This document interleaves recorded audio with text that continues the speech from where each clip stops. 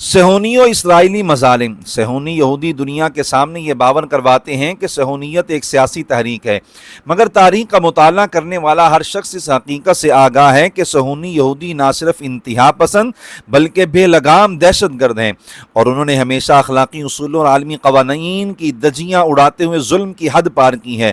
مثلا نمبر 1، 14 مئی 1948 کو صہیونیوں نے اسرائیل کے قیام کا اعلان کیا اور اس کے اگلے ہی دن 15 مئی 1948 کو ظلم کا سلسلہ شروع کر دیا۔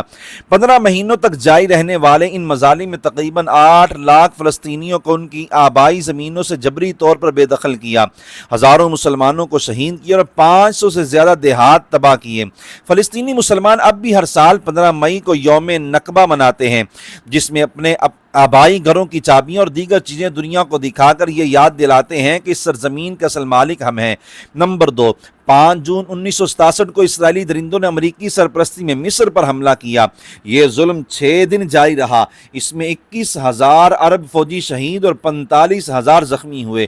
صہیونیوں نے عالمی قوانین کو پاؤں کے نیچے رونتے ہوئے مصر، شام اور اردن کی فضائی طاقت ختم کرنے کے لیے 400 طیارے تباہ کیے۔ مصر کے زیر انتظام غزہ اور صحرائے سینا، اردن کے زیر انتظام بیت المقدس کے مغربی حصے اور شام میں شامل گولان کی پہاڑیوں پر قبضہ کرتے ہوئے 1948 سے بھی 4 گنا زیادہ علاقہ ناجائز طور پر ہتھیا لیا تھا۔ اس جنگ میں عرب فوج سے تعاون کے لیے پاکستانی فضائیہ نے بھی شرکت کی تھی اور 3 اسرائیلی جہازوں کو مار گرایا تھا۔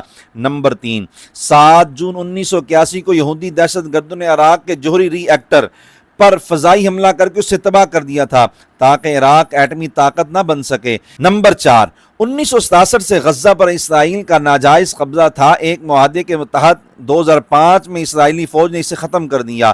پھر یہاں حماس کی حکومت قائم ہونے کے بعد 14 جون 2007 سے صہیونی انتہا پسندوں نے غزہ کی فضائی، زمینی اور سمندری ناکہ بندی کر رکھی ہے۔ یہاں آباد تقریباً 20 لاکھ افراد دنیا کی سب سے بڑی جیل میں رہتے ہیں۔ اب 7 اکتوبر 2023 کے بعد سے یہاں ظلم کی انتہا کر دی ہے۔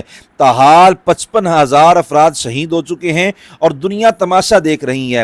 یہ صہیونی مظالم کے چند واقعات کا ذکر ہے، ان کی دہشت گردی کے بے شمار واقعات تاریخ میں محفوظ ہیں اور ظلم و ستم کا یہ سلسلہ اب بھی جاری ہے۔